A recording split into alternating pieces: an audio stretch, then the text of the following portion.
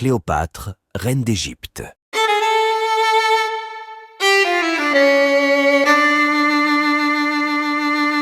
Dans les terres dorées de l'Égypte ancienne, une reine naquit sous le nom de Cléopâtre VII.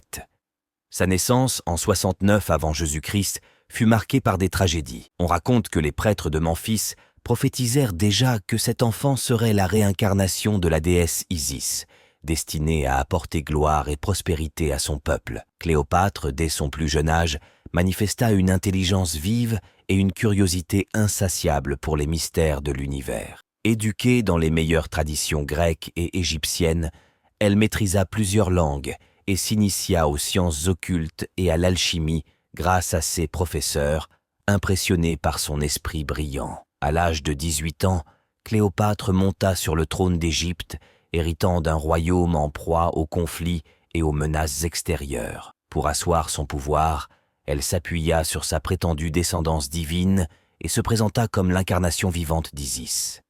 Son charisme envoûtant et sa beauté légendaire lui valurent l'admiration et la loyauté de ses sujets, ainsi que l'attention des hommes les plus puissants de son époque. En effet, quelques mois après la mort de son père, Cléopâtre épouse son frère cadet, Ptolémée XIII, âgé d'une dizaine d'années, mais leur entente est désastreuse. Lorsque Jules César arriva en Égypte en 48 avant Jésus-Christ, il se retrouva impliqué dans la guerre opposant Cléopâtre et Ptolémée XIII. Après la défaite et la mort de ce dernier, noyé dans sa fuite, César prit le contrôle de l'Égypte et installa Cléopâtre comme reine. Bien que nominalement indépendante, l'Égypte devint de facto une province romaine sous l'influence de César. Cléopâtre épousera ensuite, sous ordre de Jules César, un autre de ses frères cadets, Ptolémée XIV, qu'elle l'aurait empoisonné pour conserver les pleins pouvoirs. Pendant ce même temps, elle a une liaison avec Jules César, grand général romain, tombé sous son charme et avec qui elle eut un fils, Césarion,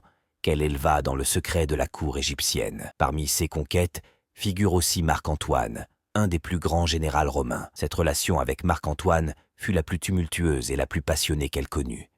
Elle aura 3 enfants avec lui. Ensemble, ils rêvaient de reconstruire l'empire d'Alexandre le Grand, unissant l'Orient et l'Occident sous leur règne. Cléopâtre possédait aussi des connaissances approfondies en matière de poison et de remèdes.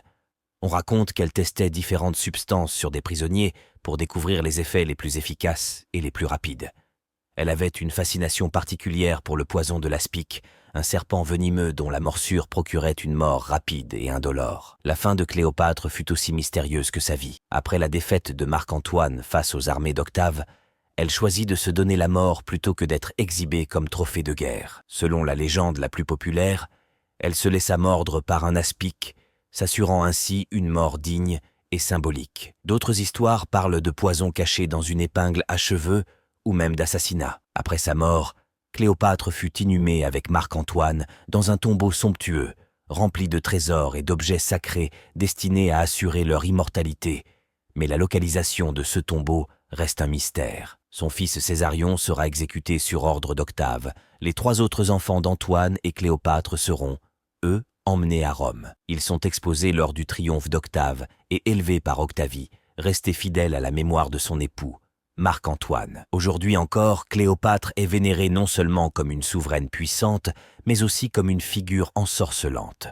Son histoire continue de fasciner et d'inspirer à travers les âges, rappelant à tous que le pouvoir et le mystère vont souvent de pair.